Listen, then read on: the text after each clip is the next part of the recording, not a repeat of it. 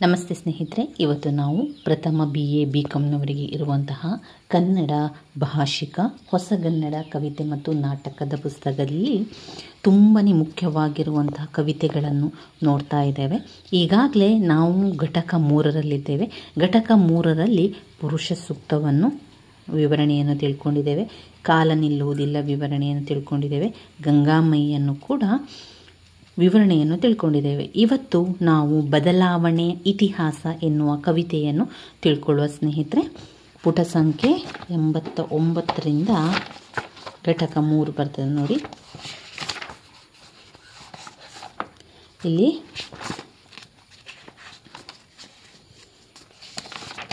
ನೋಡಿ, ಘಟಕ 3ರಲ್ಲಿ ಪುರುಷ ಸೂಕ್ತ, ಕಾಲ ನಿಲ್ಲುವುದಿಲ್ಲ, ಗಂಗಾಮಾಯಿ, ಬದಲಾದ ಇತಿಹಾಸ.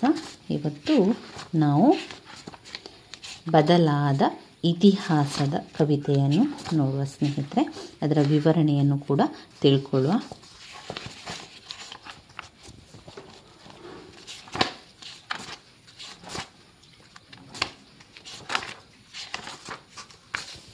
ಇಲ್ಲಿ ಪುಟ ಸಂಖ್ಯೆ 130ರಲ್ಲಿದೆ. ಪುಟ ಸಂಖ್ಯೆ 130ರಲ್ಲಿ ಬದಲಾದ ಇತಿಹಾಸದ ಕವಿತೆ ಇದೆ. ಬದಲಾದ ಇತಿಹಾಸ ಕವಿತೆಯನ್ನು ಬರೆದವರು ಡಾಕ್ಟರ್ ರಾಮೇಗೌಡ. ಡಾಕ್ಟರ್ ರಾಮೇಗೌಡ ಅವರು ಬದಲಾದ ಇತಿಹಾಸದ ಬಗ್ಗೆ ಹೇಳಿದ್ದಾರೆ. ಈ ಒಂದು ಕವಿತೆಯಲ್ಲಿ ಮುಖ್ಯವಾದ ವಿಚಾರ ಏನು ಅಂದರೆ, ಬದಲಾದ ಇತಿಹಾಸ ಕವಿತೆಯನ್ನು ಆರದಿರಲಿ ಈ ಬೆಳಕು ಕವನ ಸಂಕಲನದಿಂದ ಆರಿಸಿಕೊಳ್ಳಲಾಗಿದೆ ಅಂತ ಅವರು ಹೇಳ್ತಾ ಇದ್ದಾರೆ. ಈ ಒಂದು ಕವಿತೆ ಭಾರತದಲ್ಲಿ ಇತಿಹಾಸದಿಂದ ಹರಿದು ಬರುತ್ತಿರುವಂತಹ ಕೆಳವರ್ಗ ಮತ್ತು ಮೇಲ್ವರ್ಗ ಎಂಬ ತಾರತಮ್ಯವನ್ನು, ಅವರ ಶೋಷಣೆಯ ಮುಖವನ್ನು, ಜಾತಿ ಭೇದದ ಕ್ರೂರ ಮುಖವನ್ನು ಕಂಡು ಇಂತಹ ಪ್ರಬಲವಾದ ತಾರತಮ್ಯತೆಯ ಬಗ್ಗೆ ಈ ಒಂದು ಕವಿತೆಯಲ್ಲಿ ಅವರು ಹೇಳ್ತಾ ಇದ್ದಾರೆ.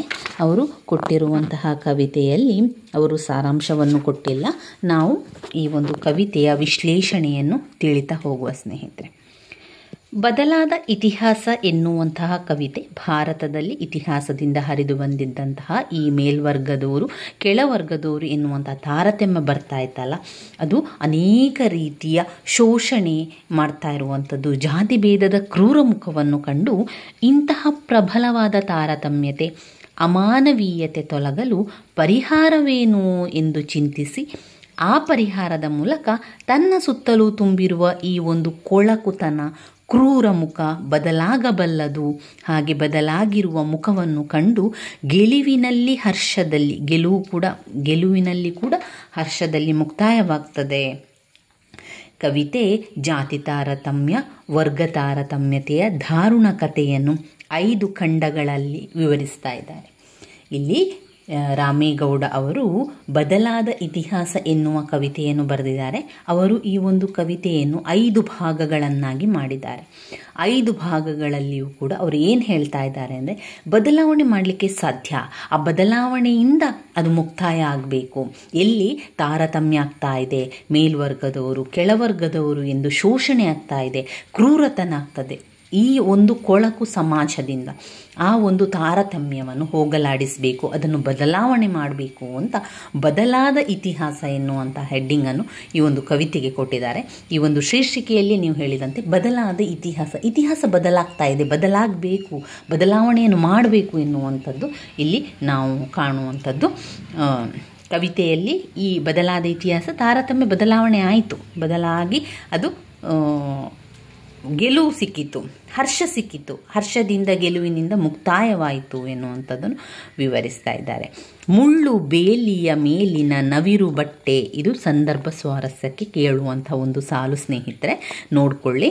ಮುಳ್ಳು ಬೇಲಿಯ ಮೇಲಿನ ನವಿರು ಬಟ್ಟೆ.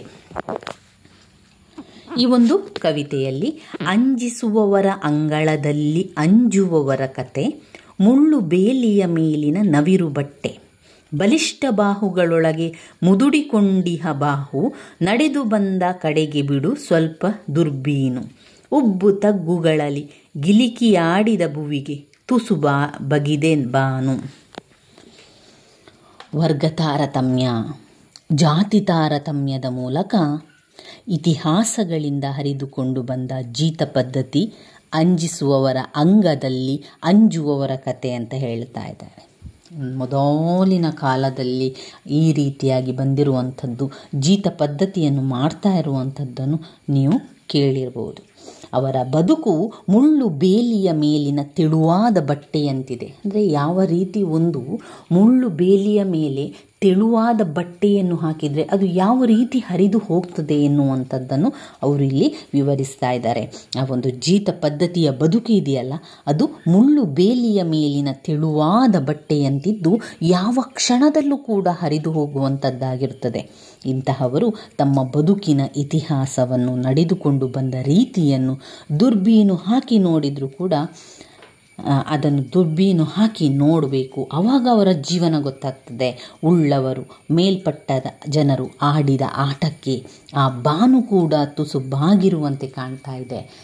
ಎಷ್ಟು ಶೋಷಣೆಯನ್ನು ಮಾಡ್ತಾ ಇರುವಂತಹ ಜನರಿಗೆ ಈ ಬಾನು ಕೂಡ ಸ್ವಲ್ಪ ಬಾಗಿರುವಂತೆ ಇದೆ ಅಂತ ಇಲ್ಲಿ ವಿವರಿಸ್ತಾ ಇದ್ದಾರೆ. ಈ ಕೆಳವರ್ಗದ ಬದುಕು ಎಷ್ಟು ದಾರುಣವಾದದ್ದು ಎಂದರೆ, ಅವರ ಹೆಣ್ಣು ಮಕ್ಕಳು ಯಾರೋ ಉಂಡು ಎಸೆದ ಎಂಜಲ್ನ ಎಲೆಯ ಹಿಡಿದು ಅನ್ನವನ್ನು ಹೆಕ್ಕಿ ತೆಗೆದು ಬಾಳ್ವೆಯನ್ನು ಮಾಡಬೇಕಿತ್ತು. ಊರೆಲ್ಲ ಉಂಡು ಮುಕ್ಕಳಿಸಿದ ಉಗಿದ ನೀರಿನಲ್ಲಿ ಬದುಕು ಸಾಗಿಸಬೇಕಿದೆ. ಇದರಿಂದ ಮೃತ್ಯು ಇವರ ಅಂಗಳಗಳಲ್ಲಿ ಕಾಲು ಜಾರಿ ಬಿದ್ದು ನರ್ತಿಸುತ್ತಿದ್ದಾಳೆ ಅಂತ 1ನೆಯ ಭಾಗದಲ್ಲಿ ಕವಿ ವಿವರಿಸ್ತಾ ಇರುವಂಥದ್ದು. ಅವರ ಬದುಕು ಅಷ್ಟೂ ಒಂದು ದಾರುಣ ಸ್ಥಿತಿಯಲ್ಲಿತ್ತು. ಯಾರೋ ಉಂಡಂತಹ ಎಲೆಗಳಿಂದ ಉಳಿದಿರುವಂಥ ಅನ್ನವನ್ನು ತಿಂತಾಯಿದ್ರು. ಇನ್ಯಾರೋ ಉಗುಳಿ ಬಿಟ್ಟಂತಹ ನೀರಿನಿಂದ ಅವರು ಜೀವನವನ್ನು, ಆ ನೀರನ್ನು ಬಳಸ್ತಾ ಇದ್ರು. ಅಷ್ಟೊಂದು ಕಷ್ಟದ ಜೀವನ ಅವರಿಗೆ ಇತ್ತು ಎನ್ನುವಂಥದ್ದನ್ನು ಕವಿ ವಿವರಿಸ್ತಾ ಇದ್ದಾರೆ. ಕವಿತೆ 2ನೆಯ ಭಾಗದಲ್ಲಿ ಕೆಳವರ್ಗದವರು ದುಡಿಮೆಯ ಭಾರದಿಂದ ನಲುಗಿ ಹೋಗಿರುವ ಚಿತ್ರಣವನ್ನು ಹೇಳ್ತಾ ಇದ್ದಾರೆ. ಪಡಕಾನೆಯ ಲೋಡಿನೊಡನೆ ಓಡಿದೆ ಮೋಡ, ಚಂದ್ರ ಚಿಕ್ಕಿಯರು ಬೇಡಿದರೂ ಬಿಡಲೊಲ್ಲದು, ಕಾಡುತ್ತಿದೆ ಗೂಢ. ದವಡೆ ದಮ್ಮಡಿಗಳ ನಡುವೆ ವ್ಯತ್ಯಾಸ ಕಾಣದೆ, ಕುಸಿಯುತ್ತಿದೆ ಎದೆ ಭಾರದಿ ಹಿಮ್ಮಡಿ, ಕನವರಿಕೆಗಳೆಲ್ಲ ಮನವರಿಕೆಯಾಗದೆ ಬಿದ್ದುಕೊಂಡಿದೆ ಬಸವಳಿದು ದುಡಿ. ಬಡವರ ಸಮಸ್ತ ಪ್ರಪಂಚ ದುಡಿಮೆಯ ಭಾರದಿಂದ ನುಲಿಗಿ ಹೋಗುತ್ತಿರುತ್ತದೆ. ಆಕಾಶದಲ್ಲಿ ಮೋಡ ಕೂಡ ಅವರ ಸುತ್ತಲೂ ಇರುವ ಕೆಲಸದ ಲೋಡೋನೊಂದಿಗೆ ಓಡ್ತಾ ಇದೆ ಎನ್ನುವಂಥ ರೀತಿಯಲ್ಲಿದೆ. ಅವರಿಗೆ ಇಂಥ ಹೊರಲಾಗದಂಥ ಹೊರೆ ಯಾಕೆ ಎಂದು ಚಂದ್ರ ನಕ್ಷತ್ರಗಳನ್ನು ಎಷ್ಟು ಬೇಡಿದರೂ ಕೂಡ ಅವು ಕೂಡ ಅವರ ಬದುಕಿನ ಬವಣೆಯನ್ನು ಕುರಿತು ಗೂಢವನ್ನು ತಿಳಿಸದೆ ಕಾಡ್ತಾ ಇದೆ. ದವಡೆ ದಮ್ಮಡಿಗಳನ್ನು ಬಿಗಿ ಹಿಡಿದು ಇವರು ದುಡಿಯುವ ಭಾರಕ್ಕೆ ಅವರ ಹಿಮ್ಮಡಿಯೇ ಕುಸಿದು ಹೋಗ್ತಾ ಇದೆ. ಇವರು ದವಡೆ ದಮ್ಮಡಿಗಳನ್ನು ಬಿಗಿ ಹಿಡಿದು ಕೆಲಸ ಮಾಡ್ತಾ ಇದ್ದಾರೆ. ಅಷ್ಟು ಕಷ್ಟಪಟ್ಟು ಕೆಲಸ ಮಾಡ್ತಾ ಇದ್ದಾರೆ. ಹಿಮ್ಮಡಿಯೇ ಕುಸಿದು ಹೋಗಿದೆ. ಅವರ ಬದುಕಿನ ಕನವರಿಕೆಗಳು ಏನೆಂದು ಅವರಿಗೆ ತಿಳಿಯದಂತಾಗಿದೆ. ದುಡಿದು ದುಡಿದು ಬಸವಳಿದು ಹೋಗಿದ್ದಾರೆ. ಇಂತಹ ಪರಿಸರದಲ್ಲಿ ಎದ್ದು ನಿಂತಿರುವ ಯುವಕನ ಪರಿಸ್ಥಿತಿ ಎಂತಹದು ಎಂಬುದನ್ನು ಮುಂದಿನ ಭಾಗದಲ್ಲಿ ವಿವರಿಸ್ತಾರೆ. ಅಲ್ಲೇ ಎದ್ದು ನಿಂತಿದ್ದಾನೆ ಕೆದರಿದ ತಲೆಯ ಯುವಕ, ಹರಿದು ಬಿದ್ದಿದೆ ಪಾತ್ರೆ ಪರಡೆ ಅಕ್ಕಪಕ್ಕ. ಹಸಿದ ನಾಯಿ ಯಾ ಹುಲಿ ಎಗರಿ ಹಾಯಲು ಸಿದ್ಧ, ಸದ್ದಿಲಿ ಕಣಕಣದೊಳೆ ಹರಿದಿದೆ ಬುಲ್ಡೋಜರಿನ ಜೋರು, ಒಳಗೆ ಒತ್ತರಿಸಿದ ಇತಿಹಾಸದ ತೇರು. ತನ್ನ ಇತಿಹಾಸ ತಿಳಿದು ಎದ್ದು ನಿಂತಿರುವ ಯುವಕ ಹಸಿದ ನಾಯಿ ಅಥವಾ ಹುಲಿಯಂತೆ ಎಗರಲು ಈಗ ಸಿದ್ಧನಾಗಿದ್ದಾನೆ. ಅವನು ವಿರುದ್ಧವಾಗಿ ಮೇಲ್ವರ್ಗದ ಜನರ ಎದುರು ವಿರುದ್ಧವಾಗಿ ನಿಂತಿದ್ದಾನೆ. ಅವನ ಕಣಕಣದಲ್ಲಿ ಬುಲ್ಡೋಜರಿನಂತೆ ಎಲ್ಲವನ್ನು ಕೂಡ ನಾಶ ಮಾಡ್ತೇನೆ. ಜೋರು ಒತ್ತಡ ಹರಿತಾ ಇದೆ. ಕವಿತೆಯ 4ನೆಯ ಪದ್ಯದಲ್ಲಿ ಅವನು ಏಕಾಏಕಿ ಮುನ್ನುಗ್ಗಿದರೆ ಕಾರ್ಯ ಸಾಗದು. ಅವನಂತಹ ಯುವಕರು ಮಾನವ ಸರಪಳಿಯನ್ನೇ ಕಟ್ಟಿದಾಗ ಮಾತ್ರ ಅವರು ಯಶಸ್ವಿಯಾಗಬಲ್ಲರು ಎಂದು ತಿಳಿಸುತ್ತದೆ. ಇಂತಹ ಯುವಕ ತನ್ನ ವರ್ತಮಾನದಲ್ಲಿ ಇರಬಹುದಾದ ತಂಪಿಗಾಗಿ, ಹುಣ್ಣಿಮೆ ಬೆಳದಿಂಗಳಿಗಾಗಿ ಹುಡುಕುವವನಾಗಿದ್ದಾನೆ. ಸಕ್ಕರೆ ನಿದ್ದೆಗೆ ಅವನು ವಿಮುಖನಾಗಿದ್ದಾನೆ. ಇಂತಹ ಯುವಕರೆಲ್ಲರೂ ಒಗ್ಗಟ್ಟಾಗಿ ಸೇರಿ ಆ ಇತಿಹಾಸದ ವಿರುದ್ಧ ನಿಂತರೆ ಇತಿಹಾಸವನ್ನೇ ಬದಲಾವಣೆ ಮಾಡಬಹುದು. ಬೆನ್ನ ಮೇಲೆ ಇತಿಹಾಸಗಳಿಂದ ಹೇರಲ್ಪಟ್ಟ ಅನೇಕ ಒತ್ತಡಗಳು ಎಂಬ ಬಂಡೆಗೆ ಸಿಡಿ ಮದ್ದನ್ನು ಇಟ್ಟು ಸ್ಫೋಟಿಸಿದಂತಾಗ್ತದೆ.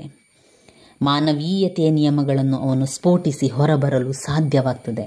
ಇಂತಹ ಸಾಧ್ಯತೆಯ ಹೊಸ ಗಾಳಿಯನ್ನು ಕಂಡು ಹರ್ಷವನ್ನು ವ್ಯಕ್ತಪಡಿಸುತ್ತಾ ಇಂತಹ ಬದಲಾದ ಇತಿಹಾಸವನ್ನು ಕಾಣುತ್ತಾ ಕವಿತೆ ಎನ್ನುವಂಥದ್ದು ಮುಕ್ತಾಯವಾಗುವಂಥದ್ದು. ಹಾಗೆಯೇ ನೋಡುತ್ತಿರು, ಹರಿವ ನೀರು, ಸುಳಿವ ಗಾಳಿ, ನಲಿವ ನೆಲಗಳಿಗೆಲ್ಲ ಈಗ ಎಲ್ಲಿಲ್ಲದ ಹುರುಪು. ಗಿಡ ಮರಗಳ ಸಂದುಗಳಲ್ಲೂ ಕಣ್ಣೊಡೆಯುತ್ತಿದೆ ಹೊಸ ಜಗತ್ತು. ದಾಪುಗಾಲು ಹಾಕಿದ್ದಾನೆ ಭವಿಷ್ಯದ ಬೆಳಕಿನತ್ತ ಗವಿಯೊಳಗಿದ್ದ ಆ ಮನುಷ್ಯ. ಬದಲಾವಣೆ ಆಗಬೇಕು. ಬದಲಾವಣೆ ಆಗಲಿಕ್ಕೆ ಎಲ್ಲರೂ ಒಗ್ಗಟ್ಟಿನಿಂದ, ಯುವಕರು ಸೇರಿ ಒಗ್ಗಟ್ಟಿನಿಂದ ಅದನ್ನು ಪ್ರತಿಭಟಿಸಬೇಕು, ಅದರ ವಿರುದ್ಧವಾಗಿ ನಿಲ್ಲಬೇಕು. ಎಲ್ಲಿ ಅನ್ಯಾಯವಾಗ್ತಾ ಇದೆ, ಎಲ್ಲಿ ಕ್ರೂರತನ ಮೆರಿತಾ ಇದೆ, ಅದರ ವಿರುದ್ಧವಾಗಿ ಒಗ್ಗಟ್ಟಿನಿಂದ ನಿಂತಾಗ ಈ ಒಂದು ಇತಿಹಾಸವೇ ಬದಲಾವಣೆ ಆಗ್ತದೆ. ಹೀಗೆ ಜಾತಿ ಮತದ ವಿಷ ಚಕ್ರದಲ್ಲಿ ಸಿಲುಕಿದ್ದ ಮನುಷ್ಯರು, ಮುಖ್ಯವಾಗಿ ಯುವಕ ಸ್ತೋಮ ಒಗ್ಗಟ್ಟಾಗಿ ಸಿಡಿದು ತಮ್ಮ ಇತಿಹಾಸದ ವಿರುದ್ಧ ಸ್ಫೋಟಿಸಿ ಹೊರಬಂದರೆ ಅವರ ಬದುಕಿನಲ್ಲಿ ಹೊಸ ಹರಿವ ನೀರು, ಹೊಸ ಗಾಳಿ, ನಲಿವ ನೆಲ, ಎಲ್ಲಿಲ್ಲದ ಹುರುಪು ಬರ್ತದೆ. ಈಗ ಅವರಿಗೆ ಹೊಸ ಜಗತ್ತು ಕಣ್ಣೆದುರಿಗೆ ಕಾಣ್ತಾ ಇದೆ. ಅಂತಹ ಜಗತ್ತು ಬೇಕು. ಅಂತಹ ಒಂದು ಜಗತ್ತು ಇಂದು ಸಾಧ್ಯವಾಗ್ತಾ ಇದೆ. ಶತಮಾನಗಳಿಂದ ಜಾತಿ ಮತದ ಭಾರಕ್ಕೆ ಕುಗ್ಗಿ ಹೋಗಿದ್ದಾರೆ.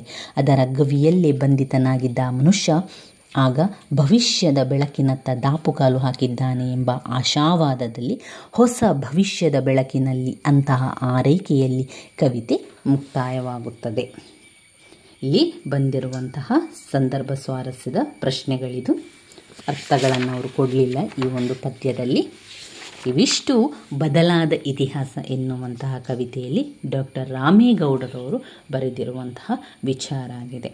ನನ್ನ ವಿಡಿಯೋಸ್ ಎಲ್ಲ ನಿಮಗೆ ಇಷ್ಟ ಆಗ್ತಾ ಇದ್ದರೆ ಲೈಕ್ ಕೊಡಿ, ಶೇರ್ ಮಾಡಿ, ಸಬ್ಸ್ಕ್ರೈಬ್ ಮಾಡಲಿಕ್ಕೆ ಮರಿಬೇಡಿ ಸ್ನೇಹಿತರೆ. ಹಾಗೆ ಇದೆಲ್ಲ ಕೂಡ ಒಮ್ಮೆ ಸಂಪೂರ್ಣವಾಗಿ ಎಲ್ಲ ಕವಿತೆಗಳನ್ನು ಮುಗಿಸಿದ ನಂತರ ನಾವು ನಾಟಕದ ಭಾಗಕ್ಕೆ, ಆಡಳಿತ ಕನ್ನಡದ ಭಾಗಕ್ಕೆ, ಪ್ರಬಂಧ ಭಾಗಕ್ಕೆ ಎಲ್ಲ ವಿಚಾರಗಳನ್ನು ತಿಳಿತಾ ಮುಂದೆ ಸಾಗುವ ಸ್ನೇಹಿತರೆ. ಆರಂಭದಲ್ಲಿ ಕನ್ನಡವನ್ನು ಅಭ್ಯಾಸ ಮಾಡಿ. ಈಗ ಪ್ರಥಮ BA ಕನ್ನಡದವರಿಗೆ ಮಾಡ್ತಾ ಇದ್ದೇನೆ. ಹಾಗೆಯೇ ಸಾಧ್ಯ ಆದಾಗ ದ್ವಿತೀಯ BA ಕನ್ನಡವನ್ನು ಕೂಡ ಆರಂಭ ಮಾಡ್ತೇನೆ ಸ್ನೇಹಿತರೆ. ಈಗಾಗಲೇ ಕೆಲವೊಂದು ಹಳೆಯ ವಿಡಿಯೋಸ್ಗಳನ್ನು ನಾನು ಮಾಡಿದ್ದೇನೆ, ಅದನ್ನು ನೋಡಿಕೊಳ್ಳಿ. ಈಗ ಇನ್ನೂ ಕೂಡ ಪರೀಕ್ಷೆಗೆ ಸಮಯಾವಕಾಶ ಇದೆ. ಆ ಸಮಯದಲ್ಲಿ ನಾವು ಎಲ್ಲವನ್ನು ಕೂಡ ಅಭ್ಯಾಸ ಮಾಡ್ತಾ ಹೋಗೋ ಸ್ನೇಹಿತರೆ. ನನ್ನ ವಿಡಿಯೋಸ್ ಎಲ್ಲ ನಿಮಗೆ ಇಷ್ಟ ಆಗಿದ್ದರೆ ಲೈಕ್ ಕೊಡಿ. ಧನ್ಯವಾದಗಳು ಸ್ನೇಹಿತರೆ.